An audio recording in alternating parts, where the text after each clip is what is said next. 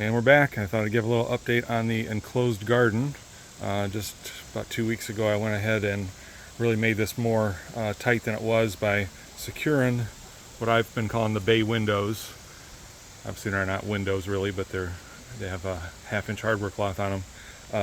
But they're tightly to the garden now, to the structure, because I put that ridge was already there. I put one at the top, and then you've got these just little locking mechanisms. It's just a furring strip, like a 3-inch furring strip, and I did that on every one of them. So now it really is, tight, locked in here. Less insects are going to be able to get through there. I'll show you in a minute why I should have done this sooner.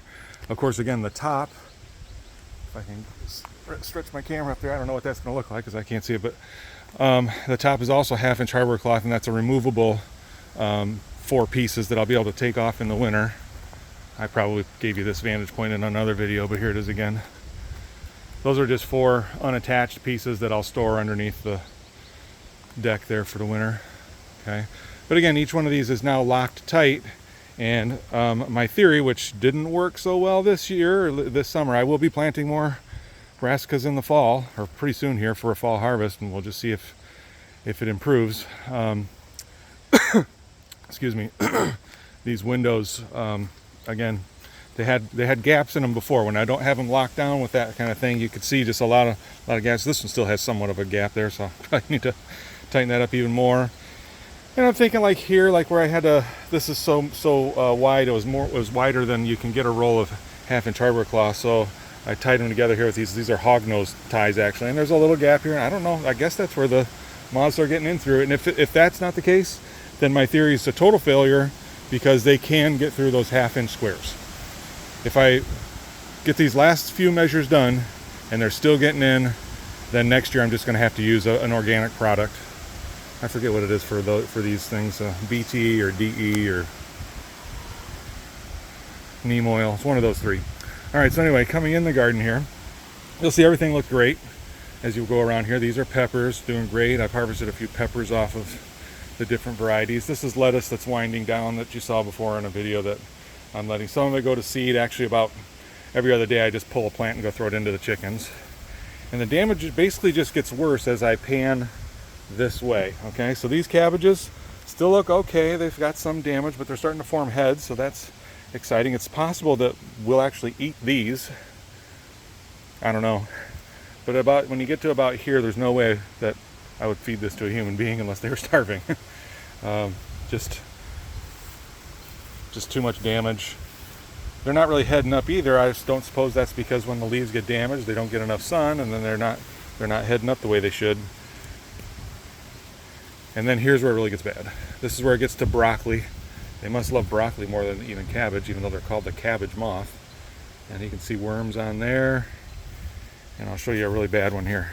I mean, it's just they just eat all the flesh of the leaf and they just leave the spine. This is just ridiculous, right? So where was that? Oh, here's the really disgusting one. Those nasty things.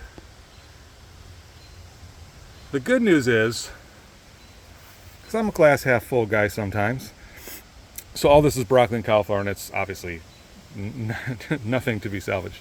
The good news is this would have happened at my old house, and I just had to just throw it away, just throw it in the recycling bin or whatever. Well, I have chickens now, so my plan right when I stop this video is I'm just going to come in here with the clippers and cut these plants out, go throw them into the chickens. They won't eat these whole plants either. They're no, once you get down to the, oh look at, just look, that's just disgusting. That's all the eggs of the cabbage moth. I mean, they just decimated this whole thing. But they will eat all the caterpillars, so it's not all a waste. It's so stark too, because you come away, so cabbage, broccoli, cauliflower, and then look how beautiful the basil is right next to it. This is basil coming through. These peas that are growing up, they're starting to die off now.